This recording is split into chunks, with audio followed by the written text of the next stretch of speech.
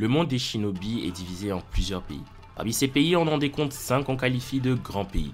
Et dans chacun de ces grands pays, on trouve un grand village.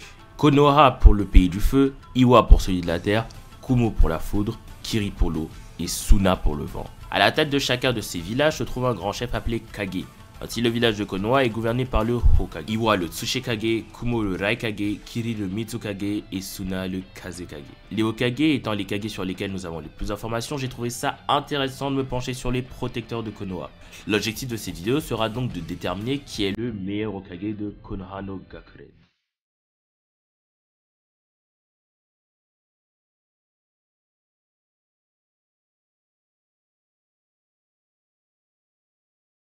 Alors jusqu'à présent, Konoha a connu 7 Hokage, le Shodaime Hokage Hashirama, le Nindaime Tobirama, le Sandaime Hiruzen, Yondaime Minato, Godaime Tsunade, Rokudaime Kakashi et enfin celui qui est actuellement en service, le Nanadaime et héros du manga, Uzumaki Naruto. Qu'on soit clair, quand je parle de meilleur Hokage, je parle de celui qui a le mieux exercé cette fonction. Je précise parce que beaucoup de personnes pensent à tort selon moi que seule la puissance définit le bon rôle d'un Hokage. Certes, la puissance est vraiment importante, mais pas que. Avant de commencer, il sera donc important de définir en quoi consiste le travail d'un Hokage selon moi. Premièrement, le Hokage doit faire partie des shinobi les plus forts du village. Étant le représentant principal du village, il se doit d'être un shinobi puissant afin d'être respecté par les puissances extérieures.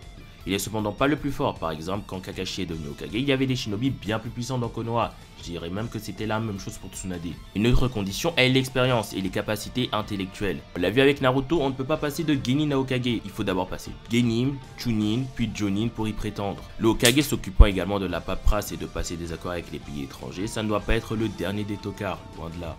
Enfin, ce n'est pas le cas de tous les Kage, mais le Hokage se doit d'être quelqu'un de bien et de bon. Avoir de mauvaises intentions ne fait pas partie des cordes de Konoha. Bien que le Hokage soit nommé par les élus de Konoha, les villageois ont clairement leur mot à dire dans ses choix et voilà pourquoi est-ce que celui-ci se doit de se faire accepter par les autres. Ce n'est pas en devenant Hokage qu'on a la reconnaissance des autres, c'est en ayant la reconnaissance des autres qu'on devient le Hokage. Le Hokage est jugé sur sa puissance mais surtout sur l'impact de ses choix afin de protéger les habitants de son village. De ce fait, je ne prendrai en compte que les agissements de ceux-ci durant l'exercice de leurs fonctions. Allez, assez tergiversé, commençons sans plus tarder.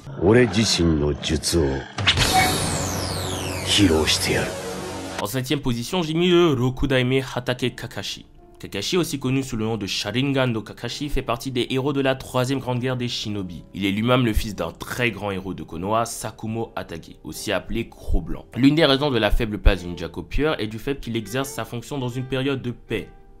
Il n'a donc pas eu l'occasion de briller dans l'exercice de ses fonctions. En plus, on l'a vu dans le film The Last, il était totalement impuissant face à la météorite, et sans Sasuke, ils auraient tous crevé. Et pour ne rien arranger, c'est clairement le moins puissant des Hokage durant l'exercice de ses fonctions.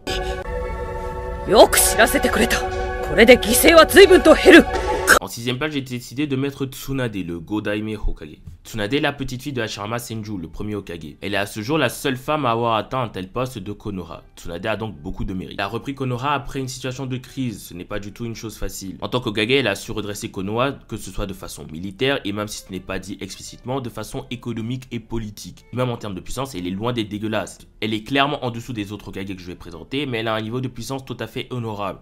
Le seul point noir qui fait qu'elle n'est pas plus haut dans mon classement, c'est la mauvaise gestion du cas de l'Akatsuki. Elle n'a pas réussi à empêcher la destruction de son village, et ça, pour un Hokage, c'est quelque chose de très grave. Rendez-vous compte que si Nagato n'avait pas ressuscité tout le monde, à cette heure, beaucoup de ninjas de Konoha seraient décédés, dont Shoza et Kakashi. Donc voilà pour Tsunade Ba-chan.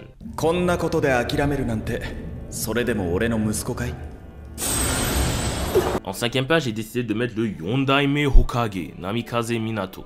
Alors là, je sens que je vais me faire pas mal d'ennemis avec ce que je viens de dire, mais bon, laissez-moi m'expliquer. Minato est le père de Naruto, il est comme Kakashi un héros de la 3ème grande guerre ninja. Et c'est d'ailleurs ça qui a favorisé sa mise en place au poste de Hokage.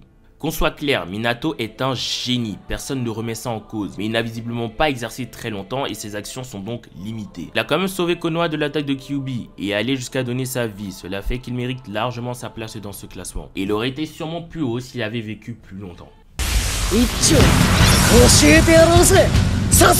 En 4ème position, j'ai mis Uzumaki Naruto, le Nanadaime.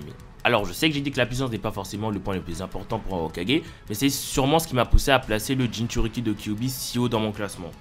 Mais attention, on ne parle pas de n'importe quelle puissance. On parle du shinobi le plus puissant de tous les temps, sauf que son nom suffit à inspirer la crainte et à calmer les intentions de certains qui voudraient s'attaquer à Konoha. La puissance n'est pas le seul argument en faveur de Naruto, parce qu'en plus de maintenir constamment la paix qu'il a lui-même instaurée, il a aussi su régler certains problèmes internes au village depuis des générations.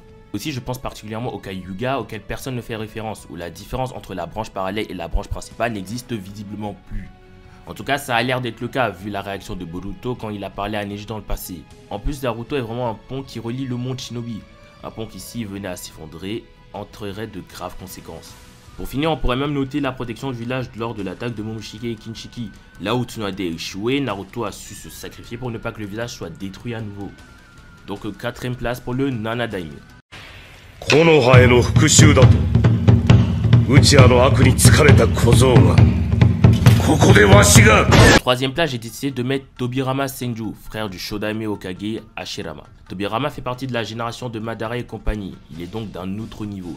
C'est également un monstre de puissance comme tous les Kage de cette époque d'ailleurs. J'ai beaucoup hésité entre lui et les deux prochains pour la première place. Tobirama est le créateur de nombreuses techniques et parmi elles se trouvent des techniques mythiques de Naruto comme le Kage Bunshin ou le Jutsu spatio-temporel qui sera la base dont se servira Minato pour sa technique Iraishin. Si je ne place pas Tobirama plus haut, c'est parce que dans son désir de protéger Konoha, il en est venu à discriminer le clan Uchiha, ce qui le rend indirectement responsable de ce qui suivra, c'est-à-dire le massacre de ce clan et les dérives de Sasuke. Il est important de noter que malgré sa sévérité contre le clan au Sharingan, il ne possède pas de haine particulière envers eux. On peut prendre l'exemple de Kagami Uchiwa, le père de Shisui, qui était l'un des hommes de confiance du Nindaime. Donc 3ème place pour le Nindaime Hokage. À la 2ème place, j'ai décidé de mettre le Shodaime Hokage Senju Hashirama. Senju Hashirama était le rival de Madara Uchiwa et le cofondateur du village de Konoha. Si Naruto a réussi l'exploit d'unifier tous les villages shinobi ensemble, Hashirama lui a réussi à unifier les clans à une période où la guerre entre ceux-ci faisait encore rage. Il est considéré comme un dieu shinobi. Sa puissance était telle que, mis à part Madara Uchiwa, personne ne pouvait le défier. Maître du Mokuton, il possède l'un des Kekkei les plus puissants de Naruto. Il est aussi la réincarnation de Ashura, le fils de Hagoromo, autrement dit le Rikudo Sennin. Le seul point noir dans le règne d'Hashirama, c'est de ne pas avoir compris la supercherie de Madara et donc cela le rend un tout petit peu responsable de ce qui viendra par la suite. Ce qu'il faut comprendre, c'est que sans le Shodaime, il n'aurait pas de futur pour le village de Konoha, mais il n'y en aurait sûrement pas eu pour le monde shinobi.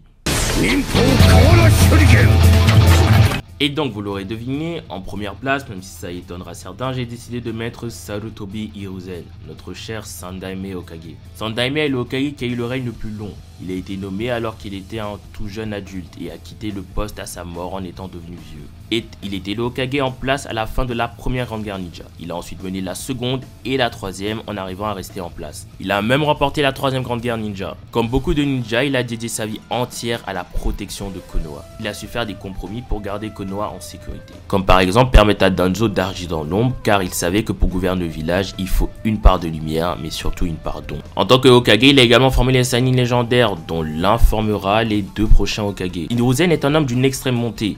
S'il peut régler le problème de façon pacifique, il le fera. Mais si jamais il n'a pas le choix, il n'hésitera pas à utiliser les grands moyens. Exactement comme dans le cas avec le massacre du clan Uchiwa. Hiruzen est attaché à ce clan, mais il savait qu'il n'avait pas le choix. Il a dû mettre son humanité de côté et ordonner le massacre du clan. En tant que Hokage, il a su faire des sacrifices pour garder le village à l'abri.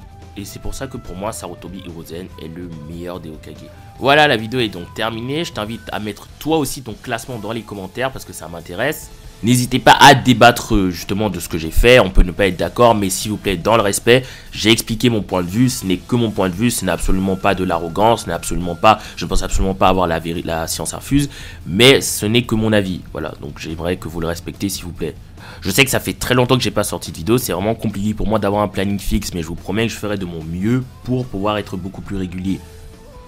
En tout cas, si la vidéo t'a plu, il faut absolument la partager et la liker. C'est vraiment le truc le plus important. On ne pense pas souvent à le faire, mais c'est très important pour le youtubeur. N'hésite pas à t'abonner si tu viens de me découvrir, à me laisser tes impressions dans les commentaires. Et moi, je te souhaite la bonne journée.